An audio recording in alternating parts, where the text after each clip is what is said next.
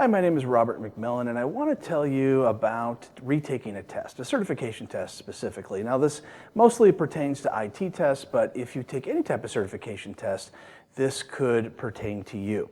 So, what you want to do when you go there is you want to plan to fail. Now, I know that sounds very defeatist, but it's really not. Even experienced test takers can fail the first time around. So, for instance, I have over 50 certifications, which means I've taken a lot of tests. And I didn't pass them all the first time. As a matter of fact, there's one test, I remember a Microsoft test for 2003 server, I ended up having to take 6 times. So I had a real hard time trying to get through some of these tests early on in my career, but I figured it out. I figured out how to not fail the next time around. So let's take a look. One thing you want to do, very important, is, in order your plan to fail, is to bring a pad of paper and a pen to the test. Now, obviously, you can't bring this into the test. So if you're going to a testing center, you'll have to leave it in your car. And if you are taking a test at your home, just leave it in the other room. But it's very important to have this very close to you as soon as you're done taking the test. Let's take a look at what you need to do next. All right, let's say the worst thing happens. You failed the test. All right, you want to go off into another room, you want to go call somebody, you want to take off the rest of the day. Don't do that. Write down every question and every answer that you remember from the test. Don't stop to go have lunch or go drink or coffee or whatever else it is. Don't do it. Just start right away. And that's because you're going to find that your memory starts to fade within 10 minutes. You'll think to yourself, oh, I'll remember that. No, you won't. Trust me, you won't remember that. After 10 minutes, your memory will start to fade of all the details of the test. So you've got to write it down right away. Now you can have the pity party the rest of the day. You can go feel sorry for yourself. You can go, call your significant other and tell them that you failed the test and, woe is me. That's okay. You can do that. But continue keeping that pad of paper and that pen with you, because during the rest of the day, although you've written down almost everything you can remember from the test, the rest of the day, more things will start trickling into your brain that you didn't think of before. Or you might have written down something incorrectly and then you remember the correct way later. So keep that pad of paper and pen handy for the rest of the day.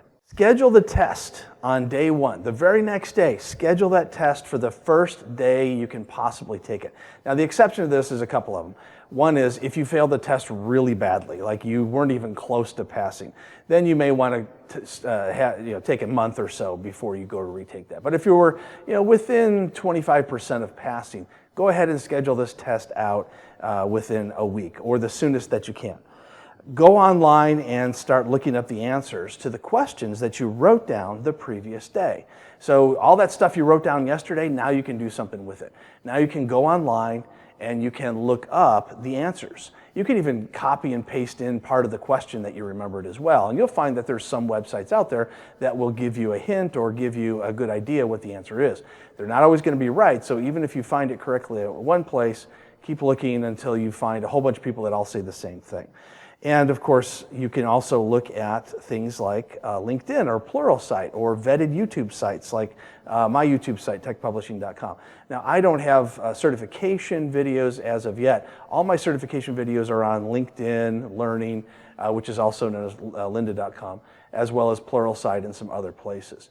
But the techpublishing.com will send you to my YouTube site where you can learn a lot of good stuff. All right, day 2. Day 1, you've scheduled your test. You started looking up your answers. Keep looking up your answers online. Look up answers in your book. So it's another really good way to do this. So if you've got an official book that you got for your test, feel free to go double check all the stuff that you found online to make sure it's accurate by going into the book. The book will always take precedence, or most of the time take precedence over what you're going to find online, but you want to look at both of those areas. Spend the day looking up answers, even if you thought you knew the correct one. So I've found that some tests, I knew the answers to some and I didn't know the answers to others. But what I did find was when I went to go look up those questions I wrote down, even the ones I thought I knew for sure, turns out I was wrong, that I actually had the wrong answer. So it's a good idea to go ahead and look up all the different ones. Now we're on to day 3.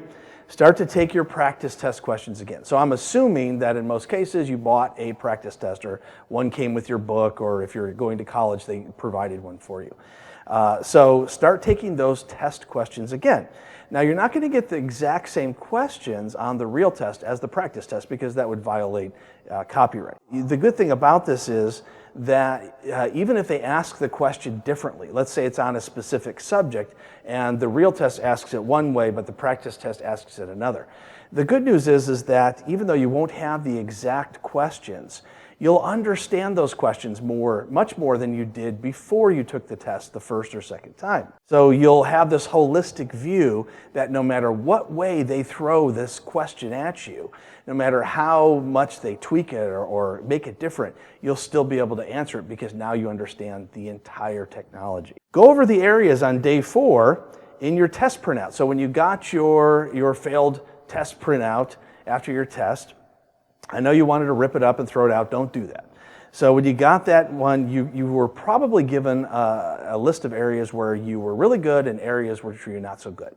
So what you want to do is you really want to focus reading the chapters in your book on those areas that you were not so good. So if you especially did less than 50%, less than 40%, you really want to look to the book to try to help you with that. Continue doing at least one round a day of your practice questions. So keep doing it. Make sure you're getting in the 90% or higher on those practice questions. And go over your corrected answers that you found earlier from the day 1 questions that you had written down and started looking up. All right, now we are on test day. So days 4 through 6, you can continue doing those things, the rounds of practice tests, the rereading of the chapters. It's going to take more than one day in some cases, and that kind of thing. But now we're on test day. We need to change gears a bit. Do not overstudy. This is one of the things that I have done in the past that's caused me to fail a test, even though I knew this test backwards and forwards. I knew for sure how to answer all the questions. But what happened was I overstudied. And the questions got all jumbled up in my mind along with the answers. And even though I knew them, my mind was too muddled from overstudying to answer them correctly. And you probably know this already from tests you may have taken in high school or college. So feel free to review your corrected answers one more time. Don't look up stuff on the internet. You've already written that stuff down. So just go over them, the ones that you've written down. Don't drink caffeine. I found this out the hard way. You don't drink caffeine before you go to take a test because A, it'll make you jittery, and B, it'll make you go to the bathroom. And it is really tough when you're taking a test and they say if you go to the bathroom, then your test is over. So if some tests let you do that and some they don't, but most of them they don't. Do one more round of practice tests if you feel you need it, but don't go overboard. So the preparation prior to taking your retake test should not be any more than a couple of hours. Because after a couple of hours, you're going to need a break before you go to take your test. And if you study for 4 or 5 hours, you go right into your test, you'll probably fail it. So even if you know all the material. So no more than a couple of hours, take a break between that time and the test. And now you're going to take your test, and hopefully this time around you're going to pass it. Actually, you are likely going to pass it based on what I've learned over the years. Now, there's some really important things to remember when you are about to go take your test. This will help you relax when you go to take your test. So what's the worst thing that can happen? So let's say you're going to college or university and you're trying to get the certification to help pass a class. There's a lot of universities that do that. Well, what's the worst that can happen? If you fail it, you just pay for it again until you pass it. They don't have to know that you failed it. You can just keep paying for the test until you pass it without them ever being aware of it. Other people want to take these certification tests for work so they can get an advancement of salary or position. So for work, don't tell anybody that you're going to take the test. And don't turn any receipts for failed tests if you don't want to. I know some employers will pay for failed tests, but it'll make you look bad, and I don't want you to look bad. I want you to look good. So just eat the cost of those. It happens. It's a few $100s. You know, I totally understand. But only you can be the one to tell people that you failed. No one else is going to tell you. You know, these companies, Microsoft and Cisco or whatever, they're not going to call up your boss and say, hey, you know, this guy failed. No one's going to know, only you. Even in your transcript, which you can send off to future employers, it doesn't say how many times you failed. It just says what you've passed. Now you have your own view that shows you if you failed it, but the view that you send off to employers does not show that. It only shows that you passed.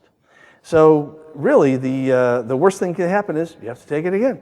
It costs you a few $100. So you'll have a much more relaxed testing experience this time around if you know some of that pressure is off you.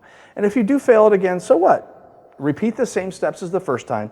You're going to get much more closer the next time around because of these steps, because you've written everything down and you've done everything in the right order. And you didn't take a break. Don't take a month off. Some people, what they'll do is they'll fail, they'll feel so bad about it, they'll take a month off, they'll get back into it, and they realize it's almost like they're starting from the beginning. What I have found is that if you take time off, you're going to have to relearn a lot of things. And to prove that, I'll tell you what, if you've taken and passed other certification tests in the past, go find one of your old practice tests, whether it's in a book or it's on your computer that you've installed, and take one of those practice tests. I'll bet you do terribly. And that's because the minute details of these very difficult tests are very easily lost over time, even over a short period of time like a month. So that's why you can't afford to take the time off before you get back on the horse and retake that test. And that's been my experience. Now, I want you to pass. I want you to do well. So feel free to leave a comment about how you did on your retake. I want to hear all about your success. And good luck to you on your next take.